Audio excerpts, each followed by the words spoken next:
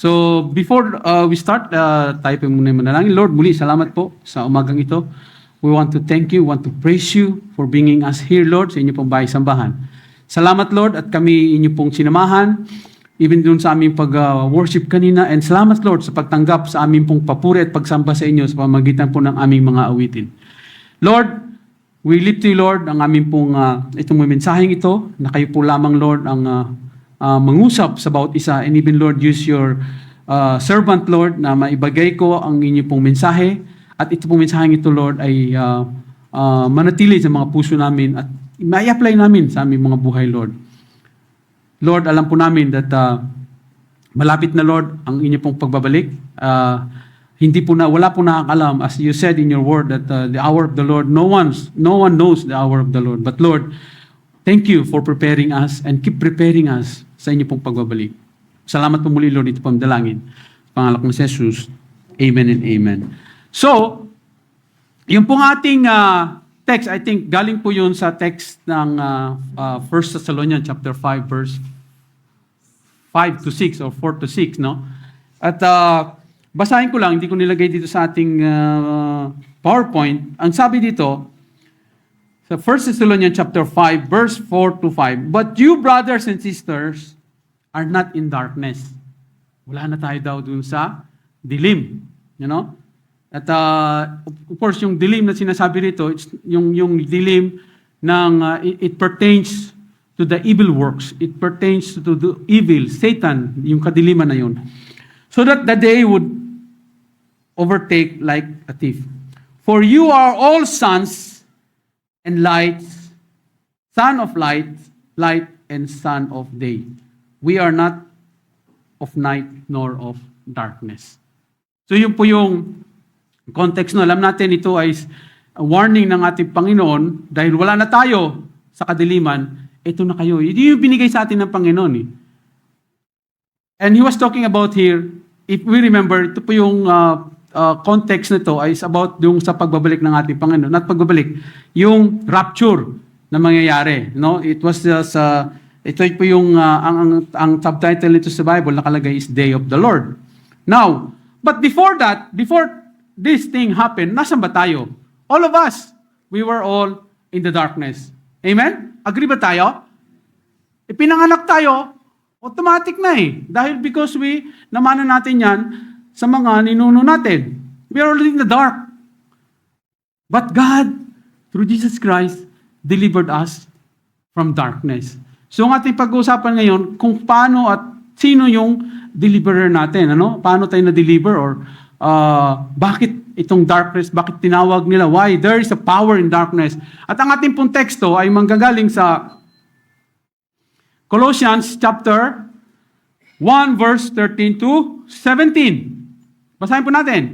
"He has delivered us from the power of darkness and conveyed us into the kingdom of the Son of His love, in whom we have redemption through His blood, the forgiveness of sins. He is the image of the invisible God, the firstborn over all creation.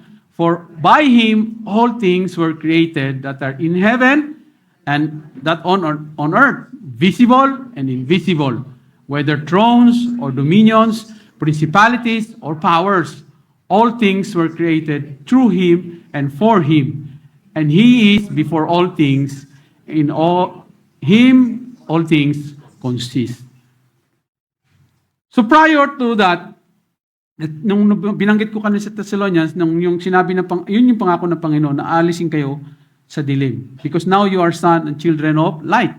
But before that, sabi niya, where were we? We were in the dark, but He has delivered us from darkness. Ang ginawa ng Panginoon, God rescued us. Redeemed us. Kumbaga tayo ay sinanla, di ba? Sinanla tayo. Ano bang Tagalog ng redeem? Tinubos. Pag hindi natubos, anong mangyari? Rematado. Kalas tayo nun. Kawawa tayo, no? But what did God did? He redeemed us. He rescued us. And even Paul was referring this, that God's rescue of Christians from the power of sin and death. Doon tayo ni-redeem, doon tayo ni-rescue. Doon sa kapangyarihan ng kasalanan at nakamatayan. May nagtanong sa akin doon sa Los Baños, sabi niya, Pastor, anong pinagkaiba ng Saduceo? Akala niya kasing Saduceo lugar. Saduceo at mga Pariseo. Ano daw ang pinagkaiba? Yung po mga Saduceo, sila po ay mga Jew na hindi naniniwala. They believe in God, but they don't believe in life after death. Walang sa resurrection. Yun po yung Saduceo. Ang Pariseo, they believe in God the Father, they believe in resurrection, but they don't believe in Jesus Christ as the Messiah or Savior or God. So yung pinagkaiba. Kung wala yung resurrection, sabi ni Paul, di ba? Kung wala yung resurrection at hindi nyo kinilala o hindi nangyari yung resurrection ng ating Panginoon, pati yung pag-preach natin dito, pati yung pag-aaral natin dito, even our faith, it's futile, useless. Baliwala yan. Kaya napakahalaga nung sinabi natin, Panginoon, that we were delivered and He rescued us from the power of sin and death. Ibig sabihin, yung death, physically, tayo po ay mawawala. Alam po natin ang nangyari kay Sisnet. Tandaan niyo po Sisnet? He was one of our kasama rito. And the last time I remember before I left for vacation is umaten siya nagpabaptize siya eh. And now, Sisnet is with the Father, with Jesus Christ. Kasama na siya doon with Kristo. And we will be with her pagdating ng araw.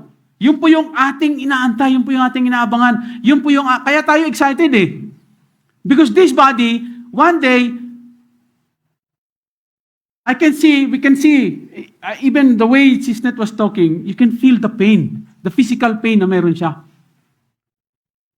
But because Christ has overcome the sin and the death, ngayon po, wala nang nararamdamang sakit or even yung pain sa katawan si Sisnet.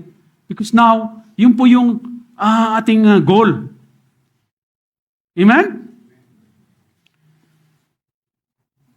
Darkness is contrasted with light. Just as light and darkness have not, wala po silang opposite, di ba? Light and dark. Parang si Kwan yan eh. Kumbaga, pag kinumpara sabi ni Chiquito, kape at gatas, ano? Sino po nakilala kay Chiquito? Nabasa ko lang din po yun. Hindi ko rin po siya tanda eh. Kape at gatas, may pelikula yata sila noon. Si Julie Vega, yung batang namatay, ano? Kape at gatas. They're in contrast, dark and light in contrast lagi. Good and evil are opposed to each other. So as hell and heaven. Lagi kong binabanggit, pag tinanong, tayo po yung sumimba. May gagawin ako. Marami po kaming, busy po ako. Tayo mag-Bible study. Naku, meron po akong bukas, work. Sino pong gustong sumama sa langit? Lahat po gusto eh. Kasi ayaw nga nila mapunta sa impyerno. But meron pong requirement eh. Paano tayo makapunta ng heaven eh? Of course, hindi yung pag-BBS, it's just, nagmamanifest na lang yun eh. It's just, bunga na lang yun nung tayo ay tumanggap kay Lord. Yun pong number one requirement is be turned into Jesus. Bumalik tayo kay Lord. Because we are from the darkness, ngayon na kay Jesus Christ na tayo. When we say delivered, doon po sa ibang translation or even sa Greek, ang delivered is transform, merong transpose. So ibig sabihin, binago na rin tayo. We were delivered from the power of darkness at kinonvey, dinala tayo Now, when we are with Christ, na-deliver na tayo, meron na tayo ngayon? Meron na tayong pananampalataya sa Panginoon. Amen? We agreed on it. Na nung tinanggap natin ang ating Panginoong Jesucristo bilang ating Diyos, when we turn into Christ, and no turning back, we are now having faith. We hold on to that faith. And what does faith brings to us? Faith in Christ brings freedom. Ibig sabihin, malaya na tayo. Malaya na tayong gumawa ng kalokohan? No. Malaya na tayo from the bondage. Bondage of what? Bondage of sin. Free from slavery of sins. And free from condemnation, the penalty of sin. Kung nandun pa tayo sa kasalanan, at tayo nawala sa mundong ito, inalis tayo ni Lord. Sigurado, sabi niya, yung mga unbelievers or don't believe in Christ are already condemned. But pag tayo po inaniwala at nanampalat sa Kanya, hindi na tayo condemned, but also, we will be free of sin. We are now malaya. Sabi nga, pero paano natin maging malaya kung hindi natin alam ang totoo? You shall know the truth, sabi ni Christ, and the truth shall make us free. If we don't know, paano tayo mapalaya, it's very dangerous po. That's why we need to read.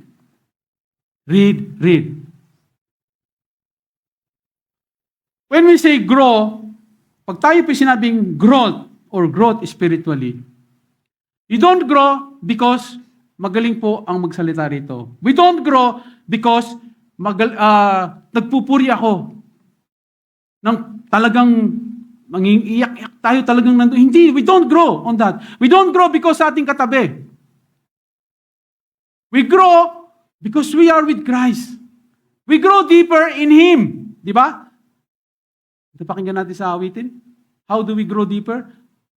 Only with Christ. Only with our Lord Jesus Christ. Nandito po, ang inyo pong mga lingkod is to keep reminding everyone, sa ating lahat, including po yung mga speakers.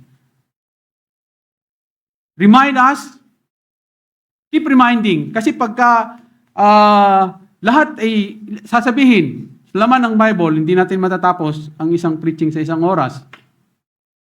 But, yung growth po natin, it is yung relationship natin sa ating Panginoon. Kung paano tayo lumapit sa Kanya.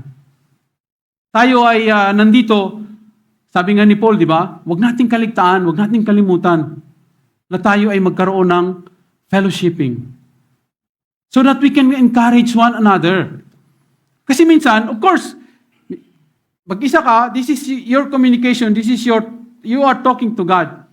But sometimes, ang encouragement dapat nag-umpisa kay Lord. But, because of our limited thinking, limited mind, limited tayo lahat eh. Kaya ginamit ng Panginoon ang mga kapatiran. Kaya lagi binire-remind sa atin ni Paul, huwag niyong kaligtaan na kayo'y magsama-sama, mag-fellowship. Fellowship, whatever. Hindi kailangan merong hapagkainan. Ay, ano yun? Merong nakalagay. Fellowship is you encourage.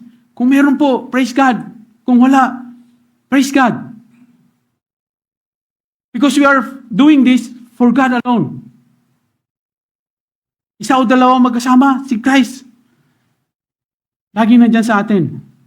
Amen? And sabi nga, 2 verses or 4 verses after, ito po yung promise o pangako o yung affirmation ni Jesucristo. Sabi niya, therefore, if the Son makes you free, and you shall free indeed. Sabi ni Jesus Christ.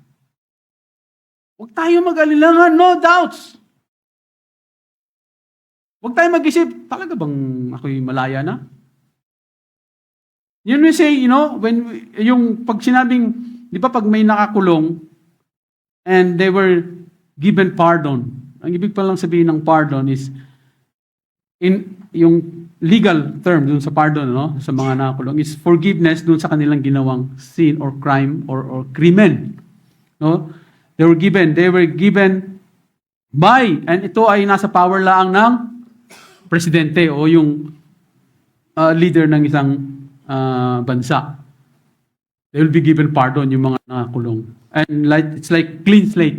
The same way po, when we were freed by Jesus Christ, we were given pardon. We were forgiven. As we walk in faith and obedience, we will discover that we are no longer slaves to sin, but free in Christ. Now, the power of darkness is an obstacle to the freedom. Yun yung, nung wala pa tayo kay Lord, nasa darkness pa tayo, yan yung mga nagiging hadlang, sa paglaya natin sa kasalanan, paglaya natin sa bondage, paglaya natin dun sa, yun yung pumipigil, Sabi, ang tanong dito, what is the power of darkness? How is deliverance possible? Paano? Ano nangyari? Ang tanong dito, how it is possible that we will be delivered from darkness? And yung tatlo lang pag-usapan natin, why is the deliverer able to set us free? Sino yung deliverer na tinutukoy rito? Jesus Christ. And why is our deliverer able to set us free?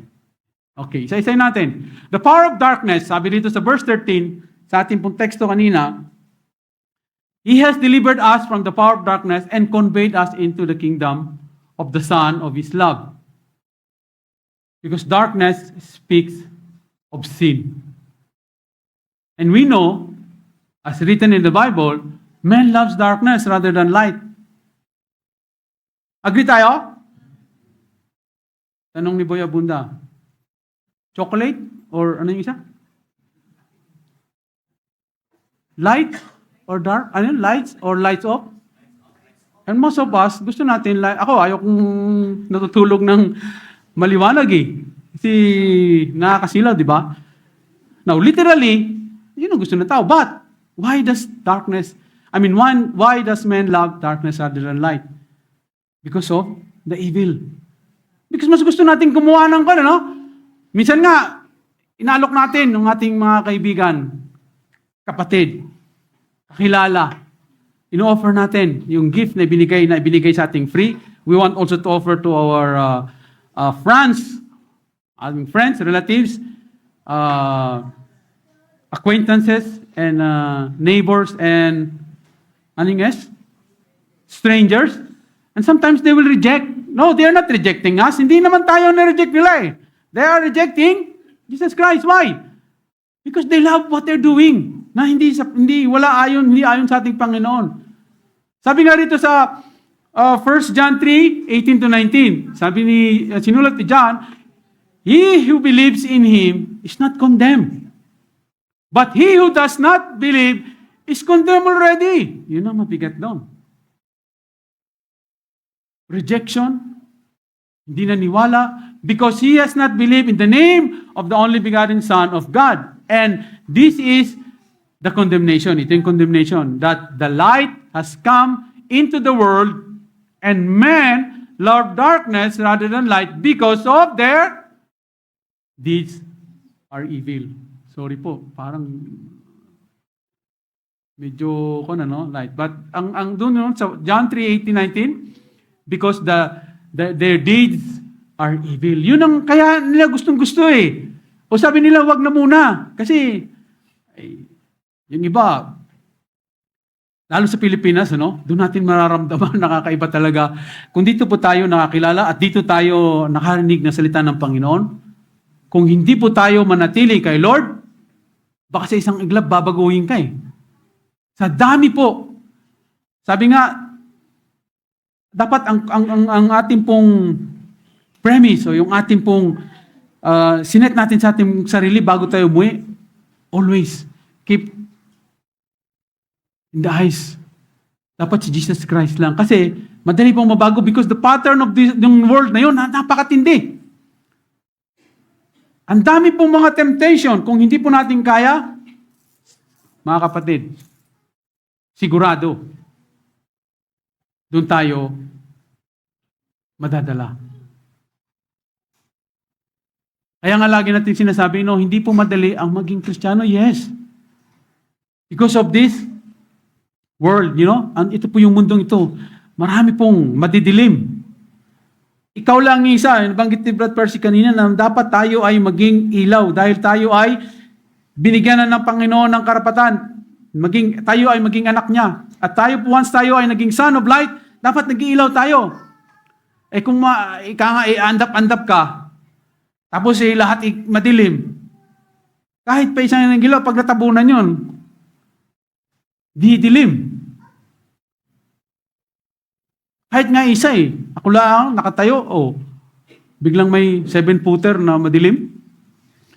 Nagdilim bigla ang paningin mo. Kasi isa lang yun 7-footer. Paano kung maraming 7-footer, natabunan na yung liwanag. At kung hindi tayo matatag, madali po tayo mabuwal. Amen? And since, as part, yung power na sin holds many people in bondage. Bondage of sin emphasizes that everyone is enslaved to sin unless we are freed by Christ. Sin blinds and intensifies darkness, but the wise ones avoid the works of darkness. Kahit nakikita natin, alam natin, hindi maganda itong ginagawa ni kapatid. Medyo merong, avoid. Ina-avoid talaga. Pag tayo po ay tunay na tayo kay Lord na. Now, ang tanong, may magtatanong, kung tayo ba tinanggap natin si Lord, hindi na tayo magkakasala? No, hindi yun ang sabi ng Panginoon. We are still, unti-unti nga tayo, di ba? We are sanctified from glory to glory. Binabago tayo. Minsan na-stumble o nadadapa. But, hindi na tayo permanently doon sa darkness. Kaya nga tayo nakakabangon ng mabilis. Because of Christ. Because of His works, not because of us. Amen? Sabi dito sa Ephesians chapter 5 verse 11, and have no fellowship with unfruitful works of darkness. Have no fellowship. Now, sinabi ba ni Paul dito na huwag kayong makipagsalamuha sa mga makasalanan? Sinabi ba niya rito? Hindi. Ang sabi niya, huwag kayong makipagsalamuha doon sa mga unfruitful works of darkness. Yung gawa, yung kasalanan. Hindi yung makasalanan. Ang sabi ng Panginoon, I came here for the sinners. Tayo, lahat tayo. Dalawang instructions ang binigay ni Paul dito. Do not fellowship with the unfruitful works of darkness. But rather, expose them. Expose natin. How do you expose? Ay kapatid, sobrang kasalanan na yan. Sa impyerno ka na. Ganun ba? Ha? Di ba? Anong sasabihin sa atin? Para ka naman, sobra kang judgmental. Ganun na magiging ang response sa iyo ng tao. Judgmental, akala mo, piso na lang, nasa langit ka na. So ganun na mga response ng mga tao na hindi pa kay Lord. Now, us, bilang mga anak na ng ilaw, do we respond like, how do we expose them? Di ba, ang kasunod na verse nun sabi, for it is shameful to speak those things which are done by them in secret. Ibig sabihin, we can tell them. No need to tell the graphic. Like example, kung talagang yung kasalanan na, alam mo, just imagine what type of sin na ang mga tao na tayo or nakakagawa. No need to put it in details, especially yung graphic na kasalanan. But we need to tell them na, anak, kapatid, hindi po yan kalugod-lugod sa ating Panginoon. And we have to tell them, expose them. Dapat na may pagmamahal. You rebuke them with love. Huwag po judgmental ang dating natin. Kasi we should not always, like meron kasi we always think at tayo mga saved. We are better than those unsaved.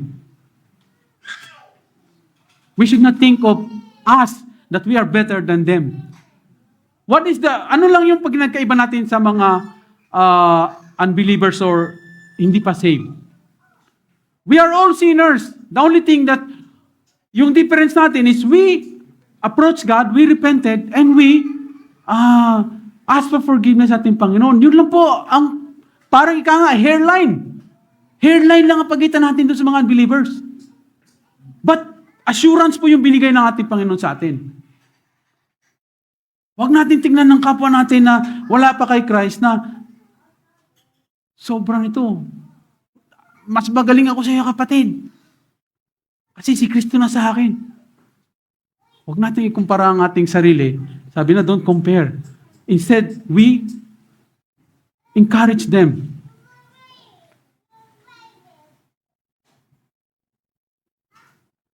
Pangatlo, doon sa power of darkness, the power of sins flows from the rulers of darkness.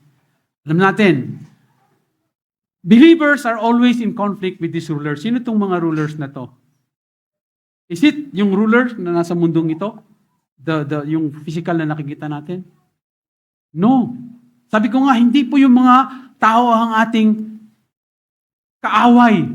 But sabi dun sa Ephesians chapter 6 verse 12, for we do not wrestle against the flesh and blood, but against the principalities, against powers, against the rulers of the darkness of this age. Sino yun? Sino yun? Si Taning. Si Taning. Against spiritual host of wickedness in the heavenly places. Yan po yung kalaban natin.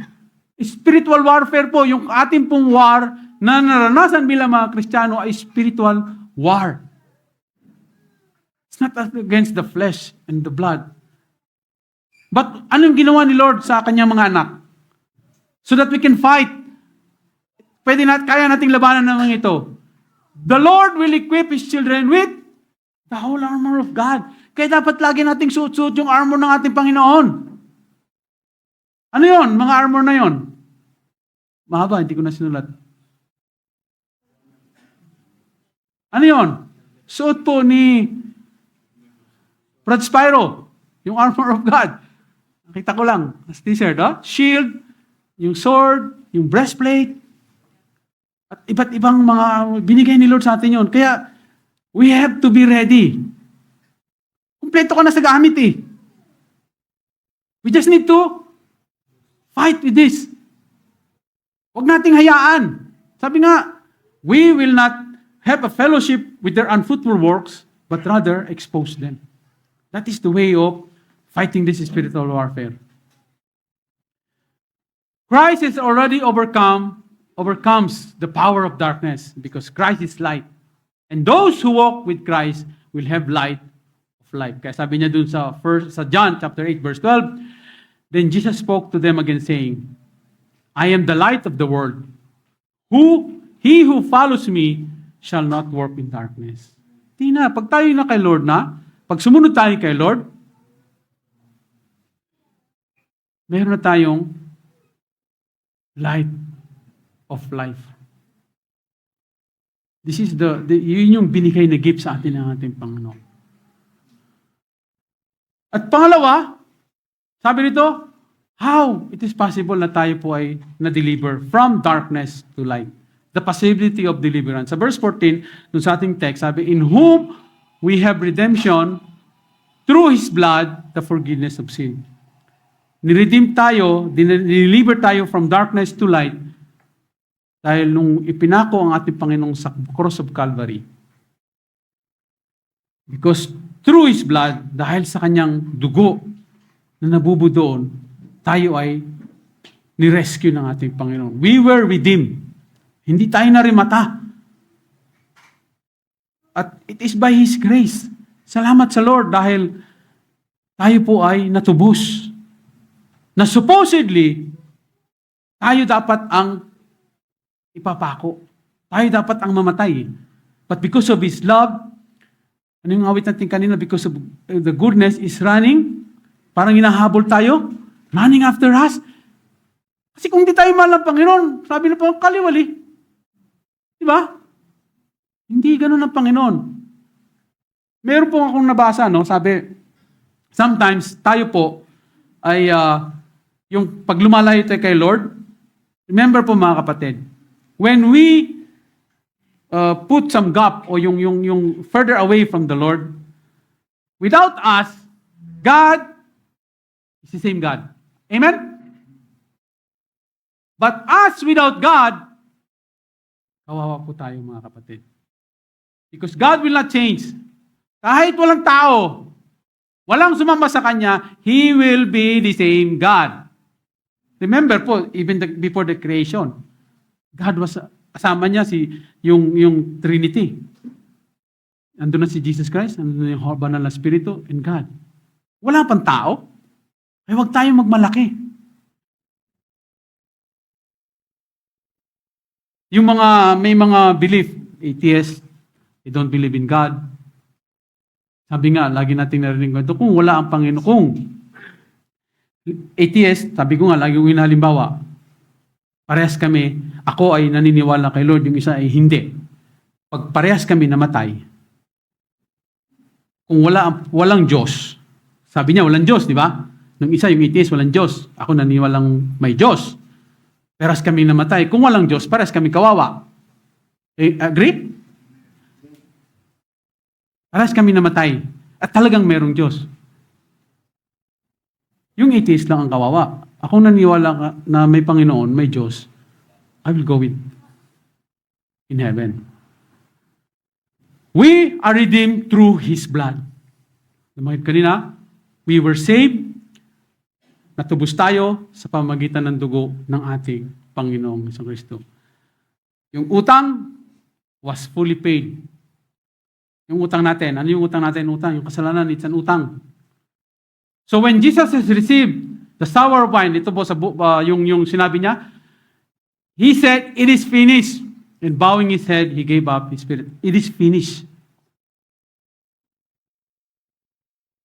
Ang Greek word po, nabanggit, I think dito nabanggit ko dati, ang Greek word ang finish is tetelestai. Ang sabi dito, the Greek word was used on receipts for debts implying paid in full. A power metaphor for sin's debt being settled. Sa Greek po, yung tetelestai, ginamit nila sa business. May resibo, bayad na, fully paid. Ginamit din nila sa korte, yung judgment ay kinuha na ni Lord.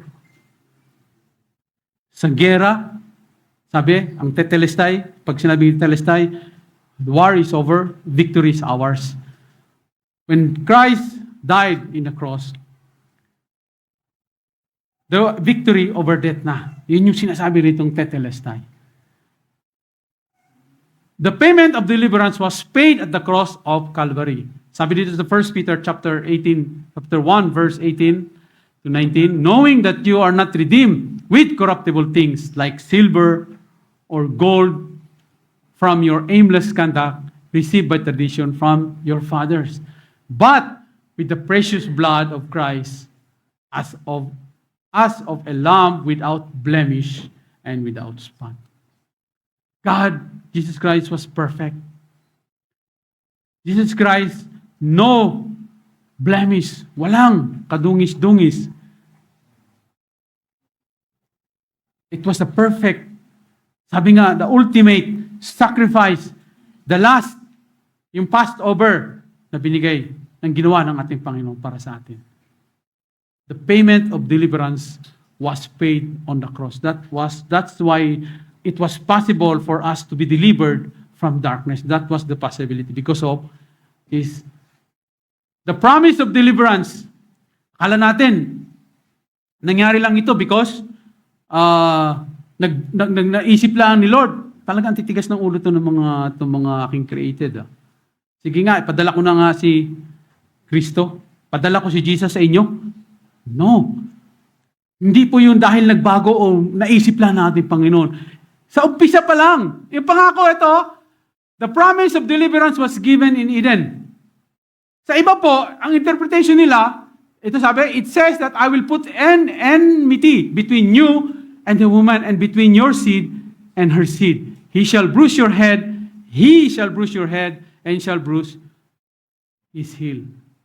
Pero po, sa ating pong katuruan, o sa ating pong kinalakhan na katuruan, meron pong isang ginawang image, yung nanay Dahil ang tinutukoy nila rito sa Genesis ay si Mary daw ito. Paano nangyari na si Mary yan? Si Mary wala pa nung panahon ng ni Adan at ni Eva na tinapakan daw niya yung anong tinapakan niya? Parang may ahas yun eh. Yung nilagay nilang image. But that was not. It is the promise. Ibig sabihin, alam na ni Lord, bago pa niya na itong creation, itong after ng creation, alam niya na mangyayari that Christ will be offered. His blood will be offered to us. Yun yung sinasabi natin na the sovereign plan of the Lord, it is His sovereign will na hindi natin kayang baguhin. Kahit anong panalangin gawin natin, it is already fixed. Fixed po yun, mga kapatid. Yung plano na yun. Last week, meron po kami Bible study. This week, even Judas was part of that sovereign plan. Sabi natin unfair ang ating Panginoon. Iwikin natin, hindi natin maatim kung ano yung thinking ng Panginoon. Kaya nga, dumilang ang atin tayo dito eh. Huwag nating ipantay ang yung thinking ng Panginoon sa thinking natin. Meron po tayong limitations. Ibigay kay Lord ang para yung kanyang, yung ano man yung binigay niya sa atin, at hindi natin maunawaan, darating ang panahon, sasabihin niya sa atin yan. Ang pinakamahalaga na binigay niya sa atin, na inyong panghawakan, yung gospel na binigay niya. Not the distorted gospel, yung nabanggit natin ito noong nakaraan. The gospel, the good news, that Jesus Christ is enough. Sapat na ang ating Panginoon para tayo makarating sa kaharian niya. Natanggapin siya. Yung tinutukoy kasi rito na yung seeds, of course, nanggaling. Lahat tayo nanggaling eh. But particular, ang sinasabi rito, it was, sa mga Bible scholars sabi nila, it is Jesus, God, ang tinutukoy niya rito is Jesus Christ. Sabihin, Jesus Christ was already there. Kasama na siya eh. Sa ultimate, sa sovereign, sa will ng plano ng ating Panginoon. Amen? And last, He is the perfect deliverer. Sabi dito sa ating text, sa Colossians chapter 15, chapter 1, verse 17, 17, He is the image of the invisible God. Kaya siya naging perfect. He is the God, nagkatawang tao. Kaya nga sabi dito, the image of invisible God. Because wala pong nakakita sa ating Diyos Ama. Pag meron po nakakita sa ating Panginoon, sa Diyos, God the Father, ano mangyari? Mamamatay. Malulusaw. He is the image of invisible God. May nagtanong kay Jesus Christ. Tapos, sabi nila, paano namin makikita ang God the Father? Sabi niya, nakikita niyo na. Yun yung kanyang claim. Yung pagiging deity ng ating Panginoon. Because I and the Father is one. The firstborn of all creation, for by Him all things that are in heaven, that are on earth, visible. Yung hindi natin nakikita, yung mga nakikita, whether thrones or dominions or principalities or powers, all things were created through Him and for Him. Created through Him and for Him. And He is before all things. And all things consist. Nabanggit natin kanina, kasama na si Jesu Kristo nung una pa, bago pa nagkaroon ng creation. Kasama siya because sabi rito, all things were created to Him. Kaya siya naging perfect deliverer because Christ is the image of the invisible God. Diyos na nagkatawang tao. All things, sabi dito, were made through Him and for Him. Ibig sabihin, He is far then above yung mga principalities, thrones, powers. He is above. He is far above all principalities, power, and might, and dominion, and every name that is named. Not only in this age, but also in that which is to come. Sinulat to ni Paul, more than or almost 2,000 years ago, and even age to come, He will be above all.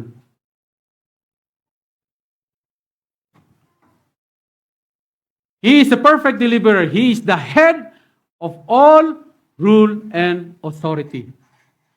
Sabi sa Colossians 2, verse 9 to 10, for in Him the whole fullness of deity dwells bodily, and you have filled in Him, who is the head and rule of authority.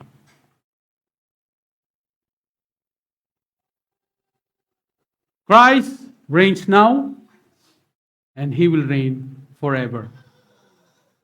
Because He has triumphed over them. Lahat yun. Lahat ng mga power of darkness, all those principalities, He has triumphed over them. Even death, di ba? Sinabi niya. And the power of darkness cannot stand against Him. So tayo. I just want to, ito maganda itong sinabi ni idol ko kasi pag Charles eh. Sabi ni Charles Spurgeon, no? None but Jesus can give deliverance to the captives. Real liberty come from Him only. Pag sinabi natin tayo'y tunay na malaya, pero wala tayo kay Christ, ano sabi ng Panginoon sa verse, sa 1 John? We are liars. We proclaim that we walk with Christ, we walk in the light, pero nandun pa rin tayo sa may darkness pa rin sa atin. We are liars, sabi ng ating Panginoon. None but Jesus can give deliverance to captives. Real liberty, yung totoong kalayaan ay manggagaling lamang kay Jesucristo. And salvation is, in relation to the deliverance, is in short, deliverance from sin. Sabihin, yung ating pong naranasang salvation, na natanggap nating salvation, is deliverance from sin, deliverance from the guilt of it, from the punishment of it, from the power of it.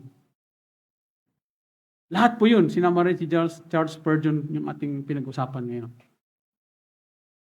Because salvation comes from God alone, through our faith, by grace through faith. Hindi po natin kayang isave ang ating sarili because tayo po ay mabuti, tayo po ay mabait, tayo po ay sumisimba araw-araw, tayo po ay nananalangin araw-araw, ako po ay nagbabasa ng Bible 24/7. No, mga kapatid. We will not be delivered from darkness kung yun po ang ating mga magiging basehan. We are delivered from darkness to light because naniwala tayo sa ating Panginoong si Kristo na siya ang ating Diyos, siya ang ating manliligtas. Amen? In Christ, our deliverance from darkness is sure. Sigurado na. Yun yung kasiguraduhan na ibinigay ng ating Panginoon. That is, sure ball. That is why we should rest our faith in the perfect deliverer. God bless po, mga kapatid. Maraming salamat. Lord, muli, salamat po sa inyo pong mensahe. Thank you, Lord. Nawa, Lord, ang aming pong panalangin na, Lord, tunay na kayo lamang, Lord, ang aming Diyos na aming sinasamba. Diyos na tunay na nagbigay sa amin ng kalayaan. Kalayaan, Lord, na kami ay from the sin of bondage.